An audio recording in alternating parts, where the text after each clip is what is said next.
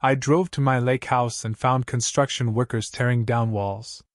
My parents claimed they were expanding it for my brother's family. I showed the construction company my property documents and halted all work. Then I handed.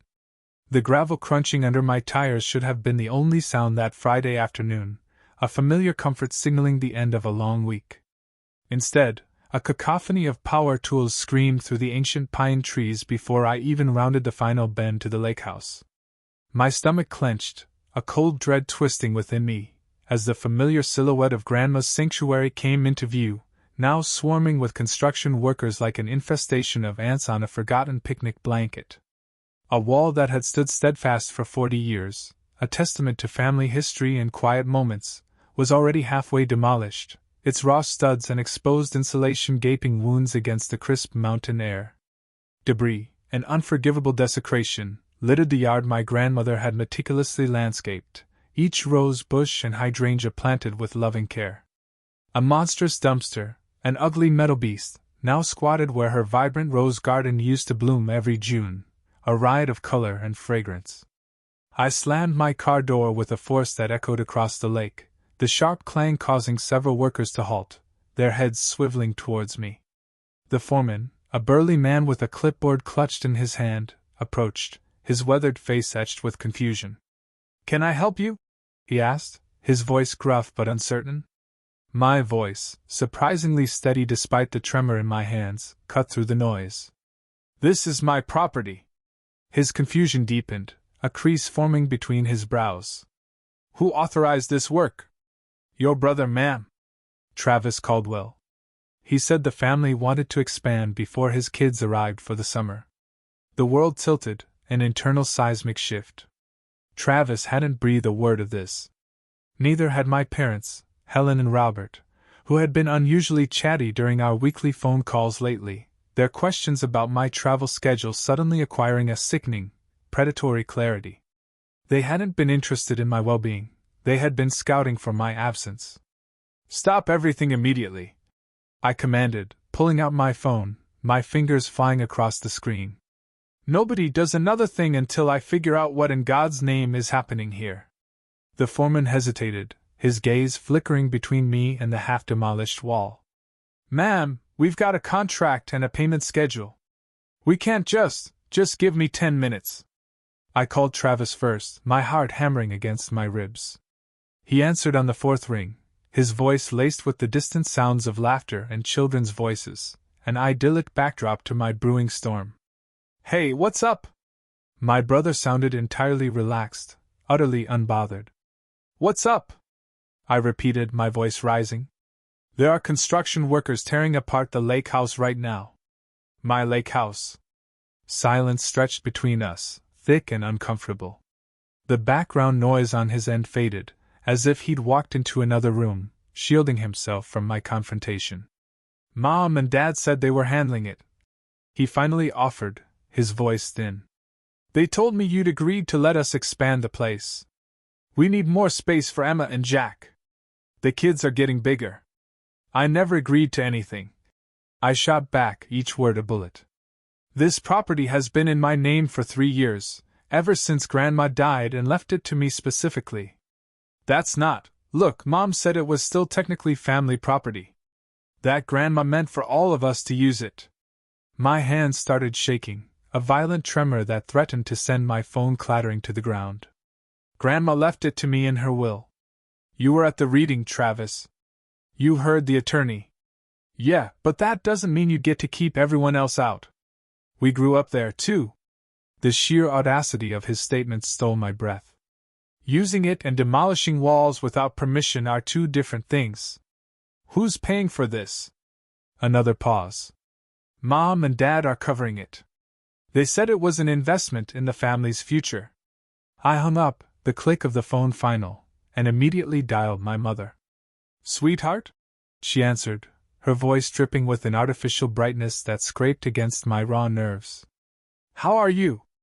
"I'm standing in front of the lake house watching construction workers destroy it," I informed her, my voice clipped. "Want to explain?" Her tone shifted instantly, acquiring that patronizing, dismissive edge she'd perfected over 63 years. Now, don't be dramatic, honey. We're just making some improvements. The place needed updating anyway. You're renovating property you don't own without asking me. Honey, your grandmother would have wanted the whole family to enjoy it. You're being selfish, keeping that big house to yourself when Travis has 2 children who need space to run around. Travis lives 4 hours away. He visits twice a year. He'd visit more if there was room for everyone. We're adding a master suite and expanding the kitchen. It'll increase the property value. I don't want increased property value, I practically shouted. I want the house the way Grandma left it. My mother sighed dramatically, a sound designed to convey my inherent unreasonableness. You've always been difficult about sharing. Even as a child, you'd throw fits when Travis touched your toys. This is the same behavior, just on a larger scale. Something inside me snapped clean through. The simmering resentment, the lifetime of being overlooked, the casual dismissal of my feelings, it all coalesced into a fierce resolve. I'm calling my attorney. Nobody touches another board. You wouldn't dare cause problems over something so petty. I hung up without another word and returned to the foreman. I need to see your contract and permits. He retrieved a folder from his truck, his earlier confusion now morphing into a palpable unease. The contract listed Travis as the property owner and my parents' home address as the billing location. The permits had been filed with the county using forged documentation, blatantly showing Travis as the title holder. This is fraud, I said quietly, the word tasting bitter on my tongue. I'm the legal owner. I have the deed and property tax records to prove it. The foreman's face went pale. Ma'am, we had no idea. The paperwork seemed legitimate. I'll email you verification within the hour. For now, please secure the work site and leave. I'll be in touch about remediation costs. He gathered his crew, their murmurs low and concerned, while I sat in my car, physically sick. My own family. They had forged documents, lied to contractors, and actively tried to steal my property. Not borrow it, not modify it with permission, but to take it by outright deception. I drove straight to Amanda Fletcher's office. She had handled Grandma's estate and had been my attorney ever since. Her receptionist, seeing the haunted look in my eyes, squeezed me in despite the late hour. Tell me everything, Amanda said after I'd explained, her expression neutral but her eyes sharp with professional interest. I showed her photos of the damage, the forged contract, text messages from Travis. She listened, her lips growing increasingly tight. This is criminal fraud and property destruction. You could press charges against both your parents and brother. What are my other options? I asked, my voice barely a whisper. She leaned back in her chair, her gaze steady. You could demand they pay for repairs and warn them that any future interference will result in prosecution. That might preserve family relationships, if that matters to you. After this, only you can answer that. But I'll tell you what I've seen in 30 years of practice. People who cross boundaries like this don't usually stop unless forced. Her next words struck a chord, unlocking a memory with sudden, perfect clarity. Your grandmother left that property to you specifically for a reason. I remembered that reason. Sitting on the dock with Grandma 2 months before she died, watching the sunset paint the water gold, her voice soft but firm. Your parents are good people, but they've always favored Travis, she'd said. He was the boy, the first grandchild. You had to fight for everything. That's why this place is yours. You loved it, not because it was impressive or valuable, but because it was peaceful. Promise me you won't let anyone take that from you. I had promised. And now I understood. She'd seen this coming. I want to press charges, I told Amanda, the words firm, resolute. All of them. She nodded, a flicker of approval in her eyes. I'll file the paperwork Monday morning. The next week moved with surreal speed, a blur of legalities and emotional bombshells. Police visited my parents' house to discuss the fraud. Travis called 17 times before I finally blocked his number. My mother left voicemails that escalated from disbelief to anger to tearful manipulation. How can you do this to your own family over a house? Your father's blood pressure is through the roof. If something happens to him, it'll be your fault. I saved every message, each one a damning piece of evidence for the file Amanda was building. Meanwhile, word spread through the extended family network like wildfire through dried brush. Cousin Bradley called, his voice dripping with judgment before I'd even finished saying hello. So, you're really going through with this circus? He asked, incredulous. Taking your own parents to court like they're criminals? They committed fraud, Bradley. Forged documents. That's literally criminal behavior. Oh, come on. They were trying to improve a property the whole family uses. You're being ridiculous. When's the last time you visited the lake house? Silence stretched, punctuated only by my steady breathing. That's not the point. Actually, it's exactly the point. None of you cared about that house until I inherited it. Now, suddenly, everyone has opinions about what I should do with my property. Your property? He repeated mockingly. Listen to yourself. Since when did you become so selfish? I hung up, my finger hovering over the block button, before I said something I'd regret. But his call was just the first of many. Aunt Veronica left a lengthy message about family unity and forgiveness. Second cousin Michael sent a text calling me vengeful and cruel. Even people I barely knew from my father's side emerged from the woodwork to share their unsolicited thoughts. Jennifer, my closest friend, came over that evening with Thai food and an abundance of sympathy. How are you holding up? I've been called selfish, vindictive, ungrateful, and cruel in the span of 6 hours. So, basically, living the dream. She set down cartons of pad thai and green curry on my kitchen table, their aromatic steam a welcome distraction. People always have opinions about what they do in situations they've never faced. It's easy to preach forgiveness when it's not your boundaries being violated. She paused, thoughtfully. The thing that gets me is how nobody questions what my parents did. It's all about my reaction, my choice to press charges.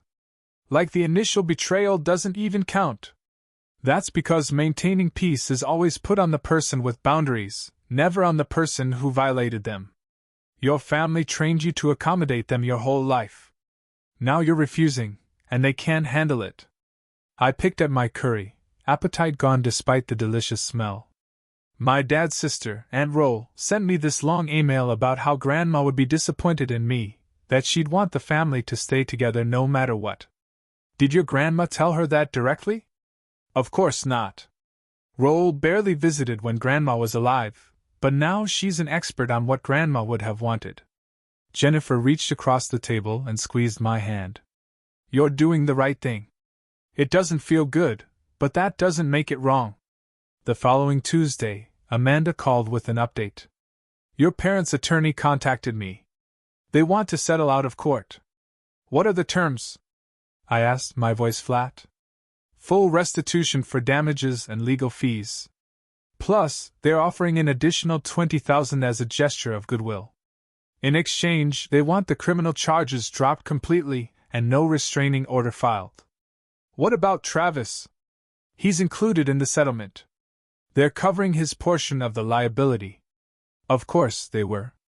Even now, in the middle of facing consequences for enabling him, they were still protecting Travis from accountability. I want the restraining order, I said, my voice rising in conviction. 2 years, all 3 of them. And they pay for a professional assessment of the property to ensure there's no structural damage we haven't discovered yet. Amanda was quiet for a moment. That's going to make them angry. They forged legal documents and demolished part of my house. I don't particularly care about their feelings right now. Understood. I'll draft the counteroffer. The response came back within 48 hours. Rejected.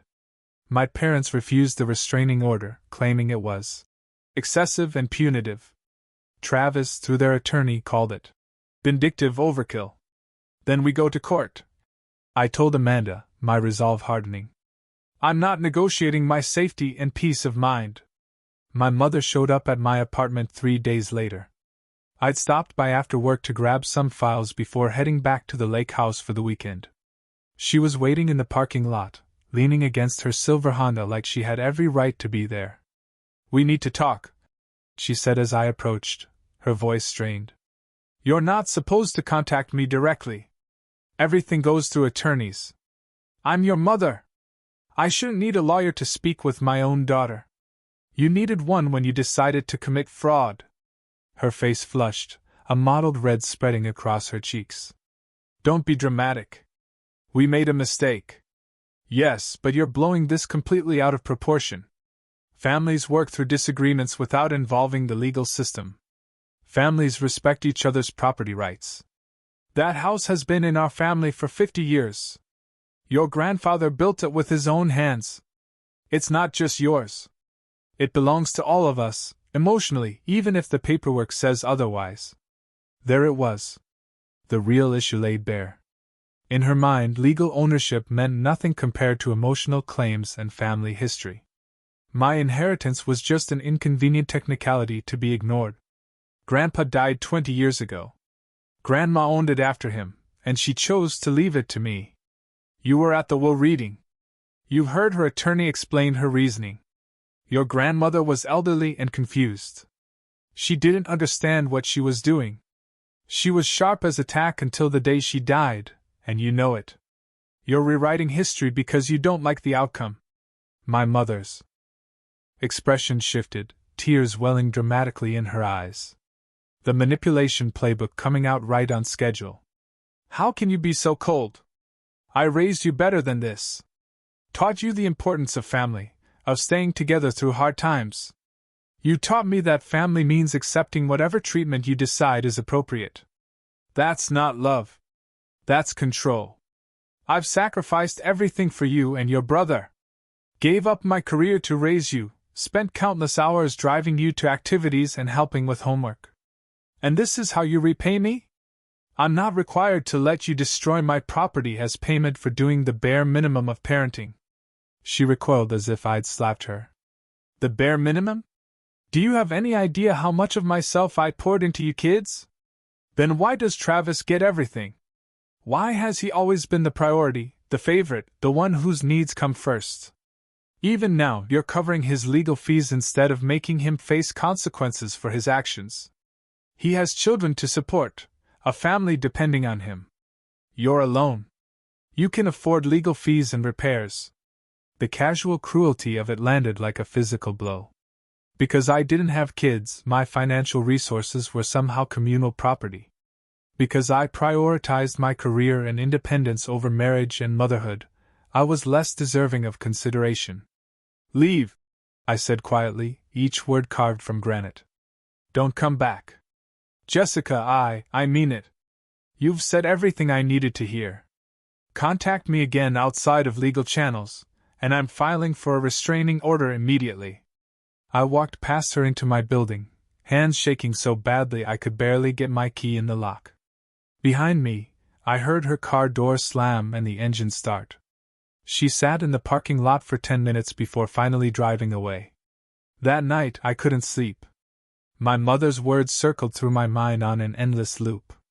The accusations of coldness, the weaponizing of her sacrifices, the casual dismissal of my worth because I'd chosen a different life path than she'd wanted.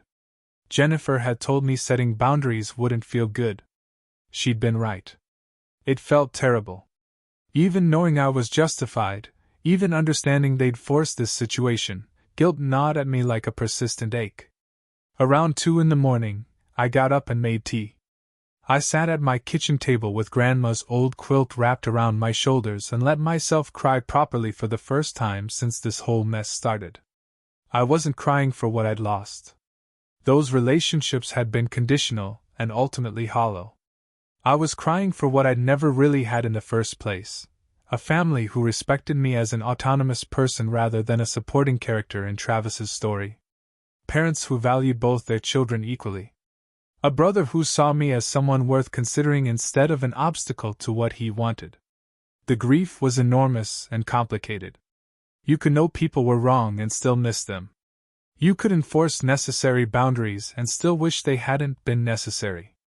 Both things existed simultaneously, and pretending otherwise would have been dishonest.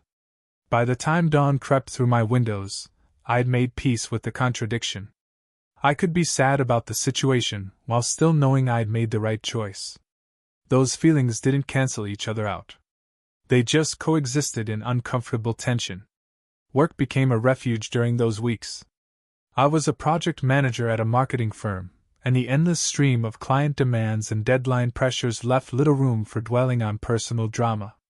My boss, Nathan, noticed I was staying later than usual and pulling extra projects.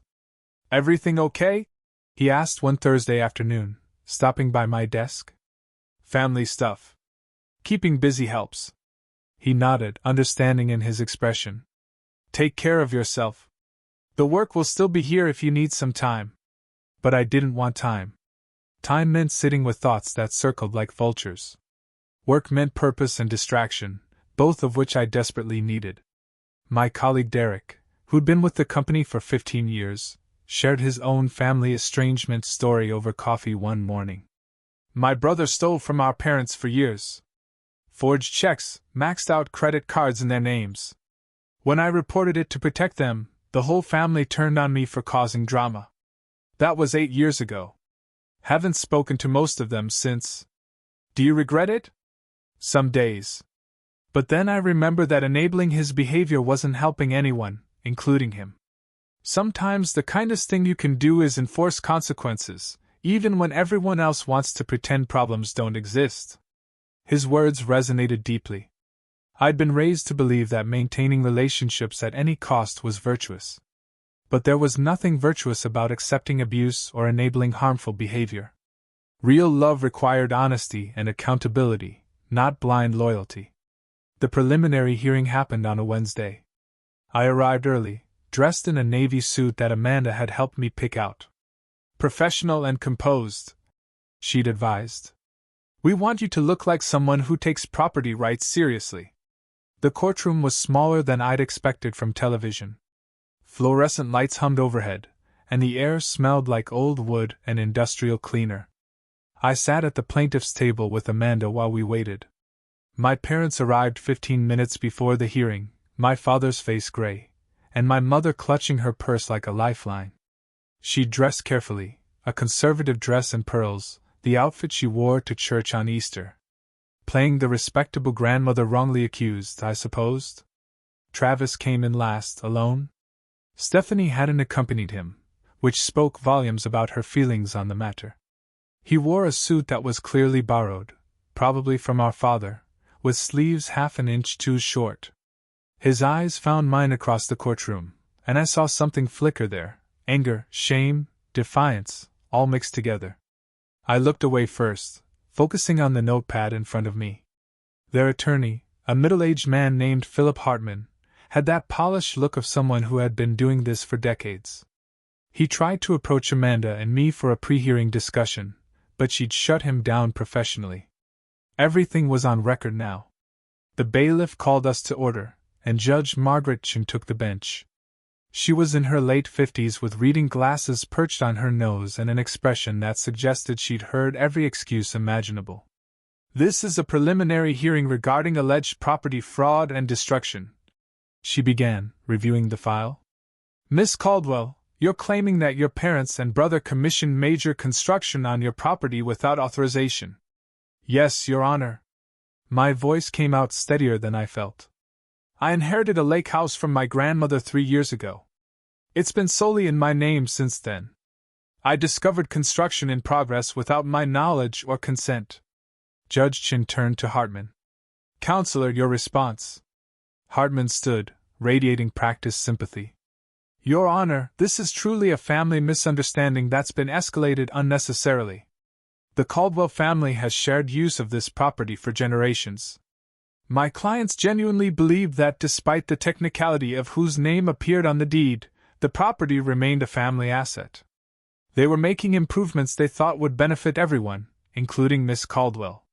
The technicality of whose name appeared on the deed?" Judge Chin repeated flatly. "You mean legal ownership?" "Your Honor, this property has deep emotional significance to all parties. Miss Caldwell's grandmother built memories there with the entire family. The defendants believe they were honoring that legacy by expanding the house for future generations. By forging permit documents?" Hartman had the grace to look uncomfortable. That was an administrative shortcut taken in good faith, Your Honor. No malicious intent was involved. An administrative shortcut, Judge Chin mused, removing her glasses and fixing him with a look that could have frozen water. Counselor, forging property documentation isn't an administrative shortcut. It's fraud. Let's be clear about what we're discussing here. She pulled out several pages from the file. I have the original permit applications which list Travis Caldwell as the property owner. I have the actual deed which shows Jessica Caldwell as the sole legal owner. I have the forged contract given to the construction company. These aren't technicalities. They're deliberate falsifications. My mother made a small sound in her throat. My father's jaw clenched. Amanda stood. Your Honor, if I may. My client has documentation showing she's paid all property taxes on this house since inheriting it. She holds the title free and clear. She never consented to any construction, and in fact, the defendants deliberately concealed their plans from her. They timed the work for when they believed she'd be traveling. This wasn't a misunderstanding. It was a calculated attempt to modify property they don't own. Judge Chin nodded slowly. Mr. Hartman, does your client dispute any of these facts? Hartman conferred quietly with my parents and Travis. I watched my mother whisper urgently, gesturing with one hand. Finally, Hartman straightened.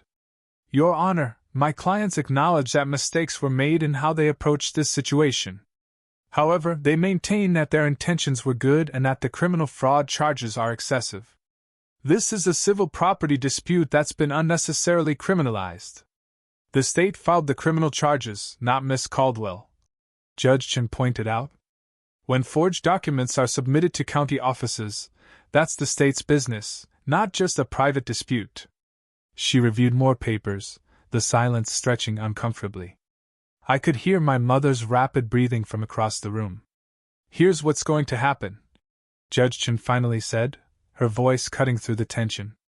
The defendants will pay full restitution for all damages, repairs, and Miss Caldwell's legal fees.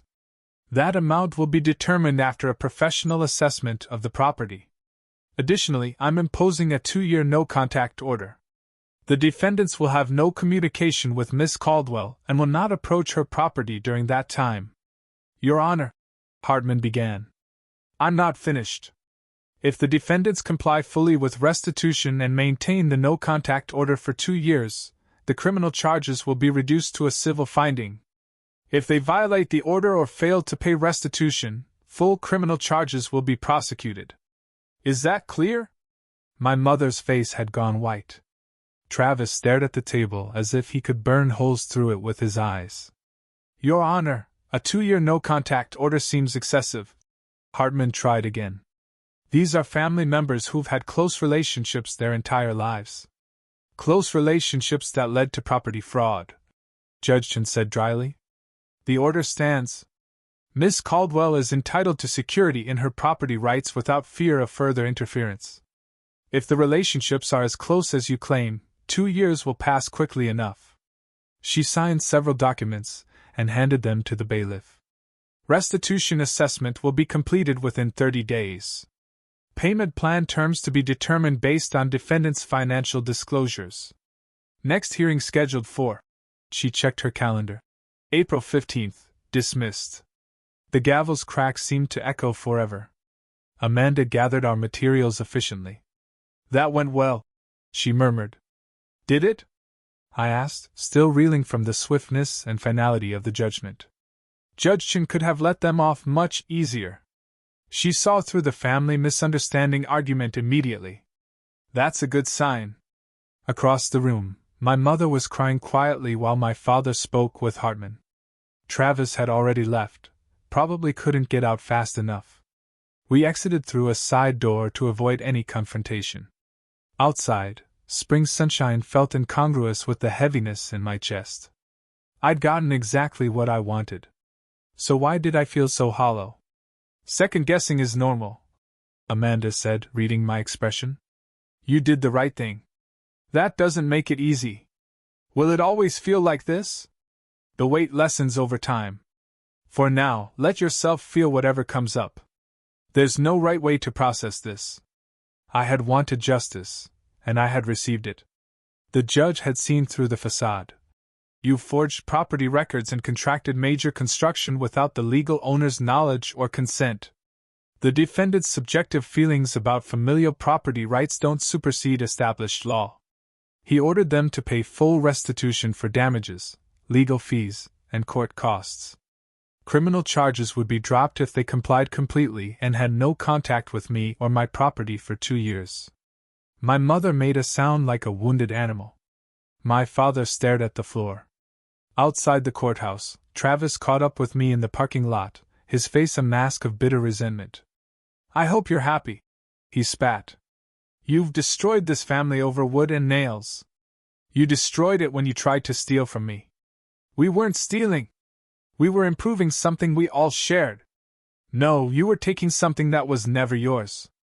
Grandma gave me the house because she knew you'd do exactly this. She was an old woman who didn't understand. She understood perfectly. She watched Mom and Dad give you everything while I got leftovers. She saw you expect the world to hand you things without earning them. That house was mine, and you couldn't stand it." He flinched. "That's not fair. What's not fair is having to take my own family to court because they couldn't respect my property or my rights. What's not fair is being called selfish for defending something I legally own." Travis stepped closer, lowering his voice, an insidious plea creeping into his tone. "You know what the worst part is? I actually thought we were helping you. The house needed updates. Mom said you'd been complaining about the old kitchen, the small bedrooms. We were going to surprise you with improvements. If that were true, you would have asked first. You would have included me in the planning. But you didn't, because this was never about helping me. It was about making the house work better for you and your family. So what if it was? You barely use the place. You're there, a few weekends a year. We wanted to bring the kids more often. Give them the same memories we had growing up. But the house is too small for everyone comfortably." There it was. The real complaint. My property didn't accommodate his needs. Therefore, I was being selfish by not changing it. Then rent a place nearby. Buy your own lake house. Save up and build something. There are 1,000 options that don't involve stealing mine. We don't have that kind of money. And whose fault is that?" His face darkened, twisting with old grievances. "You've always looked down on me. Miss Perfect with her fancy job and her independent life. Meanwhile, I'm actually building something real, a family, a legacy. But that doesn't count to you, does it? Your family is real. Your choices are valid. But they're your choices, Travis. You don't get to fund them by taking things that belong to other people." "Other people? I'm your brother. You're someone who committed fraud against me. The relationship doesn't erase the action." He stared at me for a long moment, something shifting in his expression, a dawning realization. "You really are going to go through with this? The no-contact order, keeping us away from the house. All of it. Every bit of it. Emma and Jack ask about you, you know. They don't understand why Aunt Jessica doesn't visit anymore. What am I supposed to tell them?" The manipulation was almost artistic in its execution. When appealing to our sibling bond failed, he brought in the kids. Tried to make me the villain in their story. Tell them the truth, that their father made bad choices and is facing consequences. It might be the most valuable lesson you ever teach them. They're 7 and 5 years old. Then tell them an age-appropriate version. But don't you dare make me the bad guy because you can't handle being honest about your own actions. Amanda appeared beside me, her presence a welcome interruption. "Jessica, we should go." Travis looked at her, then back at me, his eyes burning with impotent rage. "This isn't over." "Actually, it is. The judge made that pretty clear." I turned and walked away, Amanda's steady presence a comforting anchor beside me. Behind us, I heard Travis's car door slam with enough force to rattle windows. "That was hard," Amanda said once we reached my car. "He tried to use his kids as leverage." Like I'm supposed to let him violate my property rights because explaining consequences to his children would be uncomfortable. Manipulators always escalate when boundaries hold firm. He's testing whether guilt will work where anger didn't. It won't. Good. Stay strong. The next few weeks will be the hardest as reality sets in for them. She was right.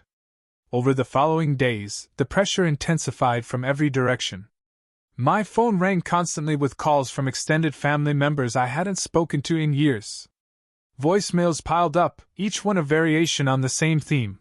I was being unreasonable, unforgiving, cruel. Uncle George, my father's brother, who never bothered with family gatherings, suddenly had opinions about my choices.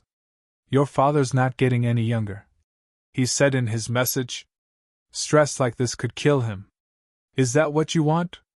Cousin Melissa, who'd borrowed $3,000 from me 2 years ago and never paid it back, sent a lengthy text about the importance of family forgiveness.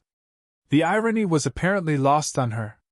Even my father's coworker reached out through Facebook, someone I'd met exactly once at a company picnic a decade ago.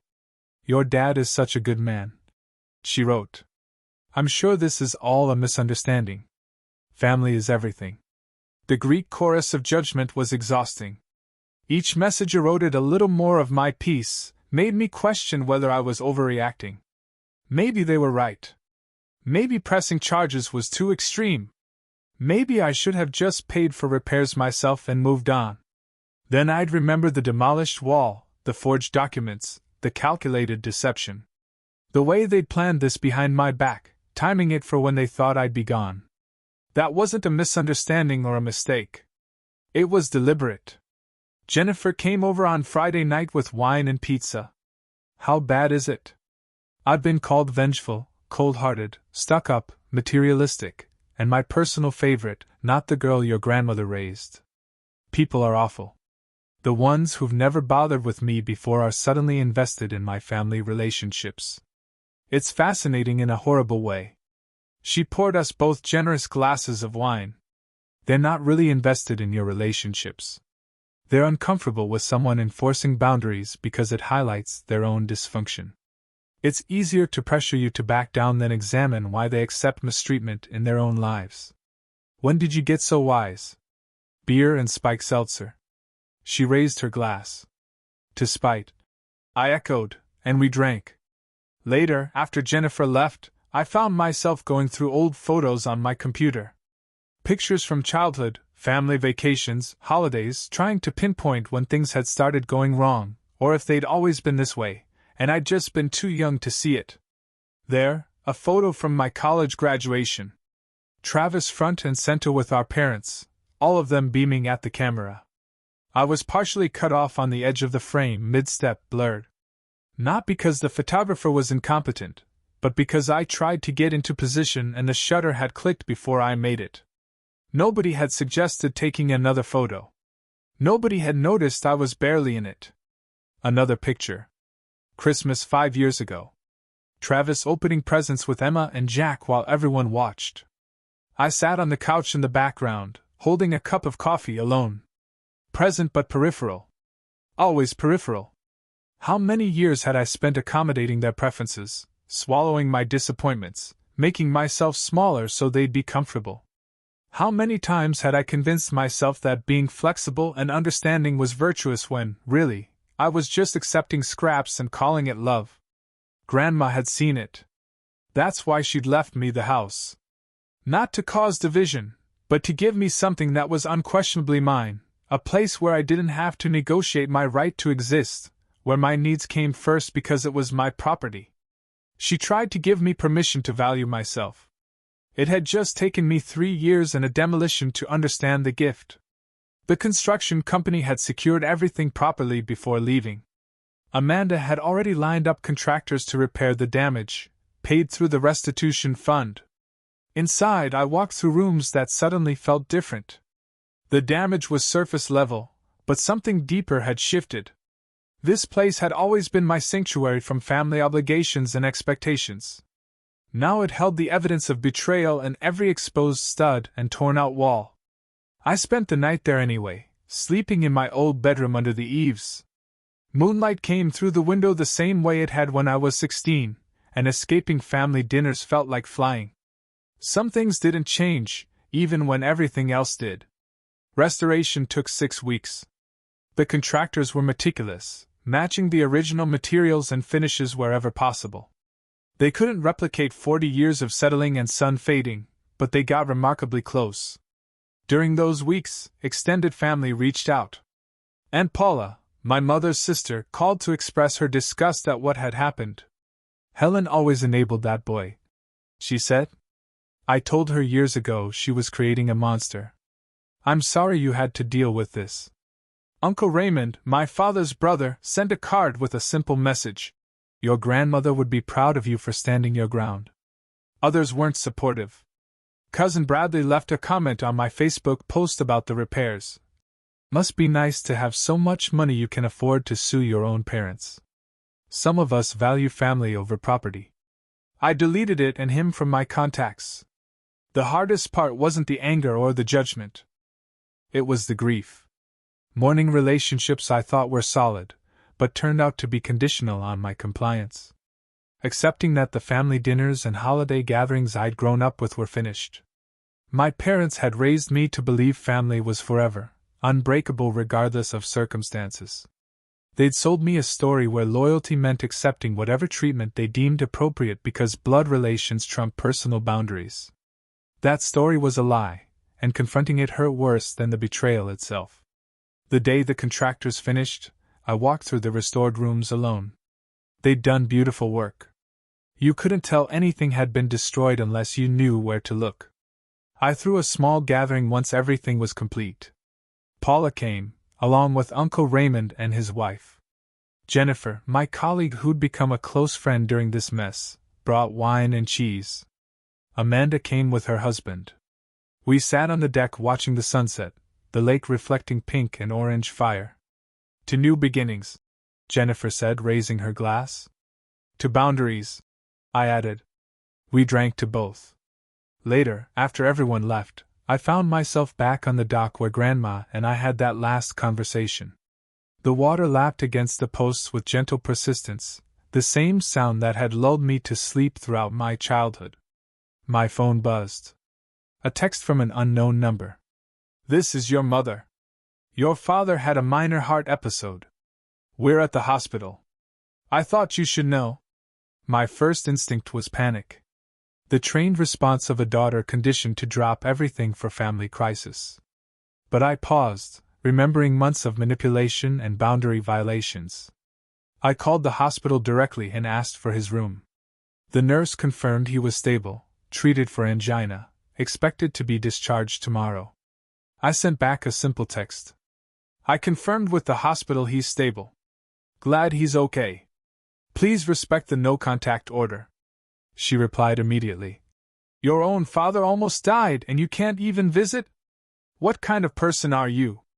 The kind who learn that love without respect is just control with a prettier name. The kind who understood that enabling bad behavior doesn't help anyone, including the people behaving badly. The kind your own mother taught me to be through years of conditional affection. I didn't send any of those responses. I just blocked the number and went inside. Over the following months, I gradually rebuilt a life that didn't revolve around managing my family's expectations. Jennifer and I started hiking the trails around the lake most weekends. I joined a book club in town and got to know my neighbors properly for the first time. The house became what Grandma had intended, a place of peace rather than obligation. Travis's wife, Stephanie, reached out through a carefully neutral email 6 months after the court case. She apologized for Travis's role and asked if the kids could write me letters. Nothing demanding, just connection if I was willing. I thought about it for a week before responding. Emma and Jack hadn't done anything wrong. They were 7 and 5 now, just children caught in adult dysfunction. "They can write," I replied. "We'll see where it goes from there." Emma's first letter arrived on purple construction paper. "Dear Aunt Jessica, I'm sorry about the house. I drew you a picture of a cat. Love, Emma." The picture showed a lumpy orange creature with whiskers and an enormous smile. I put it on my refrigerator. Jack's letter was shorter. Hi, do you have a dog? I want a dog. I wrote back to both, keeping things light and age appropriate. Emma told me about school and her best friend Olivia. Jack described his rock collection in painstaking detail. Their letters never mentioned their parents or grandparents, which I suspected was intentional on Stephanie's part. These were fresh connections, unburdened by the previous generation's mistakes. I appreciated that more than she probably knew. A year after the construction incident, I was cleaning out the attic when I found boxes of Grandma's old photo albums. Pictures from decades past, many I'd never seen. One showed my mother as a young woman, maybe 25, standing outside this very house with Grandma. They were laughing, my mother's arm around Grandma's shoulders. They looked genuinely happy together. Another showed Travis and me as kids, probably 8 and 6, building sandcastles on the beach down the shore. We were both covered in mud and grinning at the camera. Evidence that good things had existed once, that the relationships I grieved had contained real love at some point, not just dysfunction and disappointment. I almost threw the albums away. Starting fresh meant letting go of the past, didn't it? But Jennifer, who stopped by with coffee, caught me hovering over the recycling bin with the boxes. What are those? Old family photos.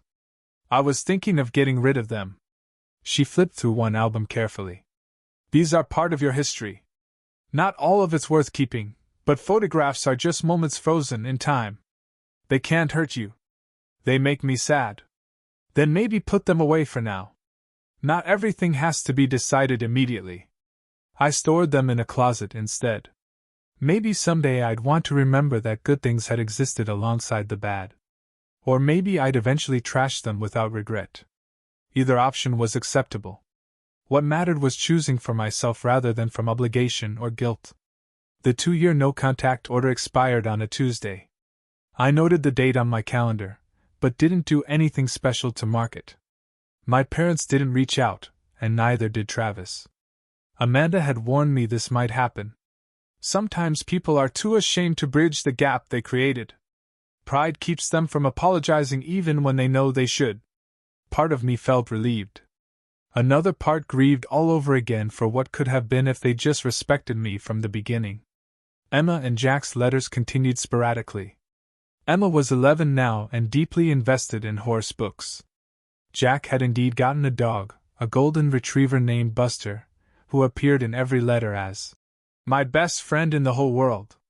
Through their innocent updates, I caught glimpses of Travis's life. He changed jobs. They'd moved to a bigger house. Stephanie was taking night classes. Life continued for everyone, just on separate paths. 3 years after everything fell apart, Paula called with news. Your mother had a stroke. She's stable but partially paralyzed on her left side. Your father asked me to let you know. How bad is it? She'll need extensive rehab. They're talking about a care facility, at least initially. Why didn't Dad call himself? Paula was quiet for a moment. Probably shame, honey. They know what they did. Living with that knowledge hasn't been easy for either of them. They made their choice. They did. And you made yours. Both things can be true. I didn't visit the hospital. Instead, I sent flowers with a card wishing a full recovery. Simple, civil, but nothing that reopened doors I'd worked hard to close. My father called a week later on a Sunday night. Jessica. His voice sounded older, rough around the edges. Thank you for the flowers. Your mother was touched. How is she? Making progress. Slow but steady. The doctors are optimistic. He paused. I owe you an apology. A real one, not the half-hearted attempt I gave in court. Okay. I let your mother and brother convince me that what we were doing was justified. That you were being unreasonable about the house, and we were just helping things along. But that was wrong. It was your property, your decision. We had no right.